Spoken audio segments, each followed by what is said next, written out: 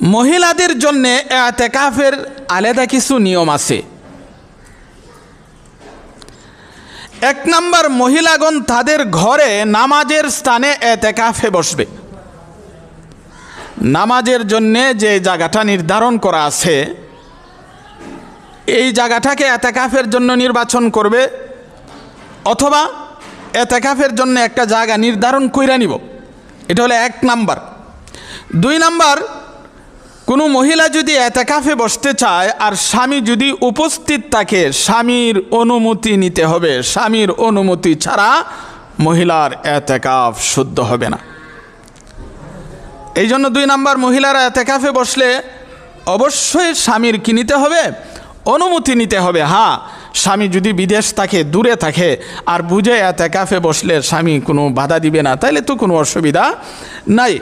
তিন নাম্বার, মাসিক অবস্থায় ইতিকাফ করা সহি নয়, শুদ্ধ নয়। মহিলাদের যে প্রতি মাসে মাসিক হয়, এই জন্য মহিলারা ইতিকাফে বসার আগে হিসাব কিতাব কইরা নিবে যে আমি যে ইতিকাফে বসবো এর ভিতরে কোনো মাসিক হবে কিনা।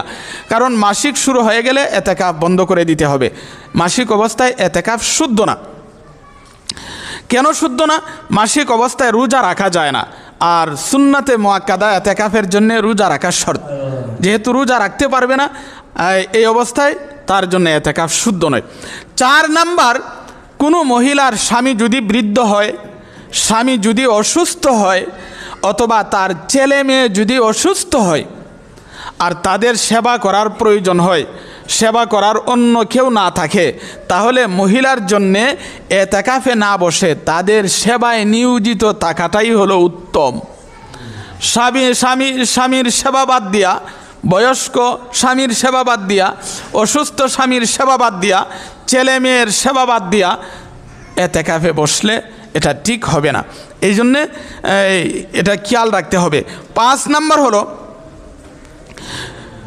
মহিলারা যদি ইতিকাফে বসে আর ইতিকাফ চলাকালীন যদি তার হায়েজ অথবা নেফাস শুরু হয়ে যায়, তাহলে ইতিকাফ বন্ধ করে দিবে, কিন্তু যেদিন ইতিকাফ ভাঙছে ওই ইতিকাফটা কাজা করে নিবে। ছয় নাম্বার, মহিলারা ইতিকাফের জন্য যে জায়গাটা নির্দিষ্ট করে নিছে, ঘরের একটা কোণা অথবা নির্দিষ্ট একটা কক্ষ, ওই কক্ষে বা নির্দিষ্ট জায়গাতেই থাকতে হবে।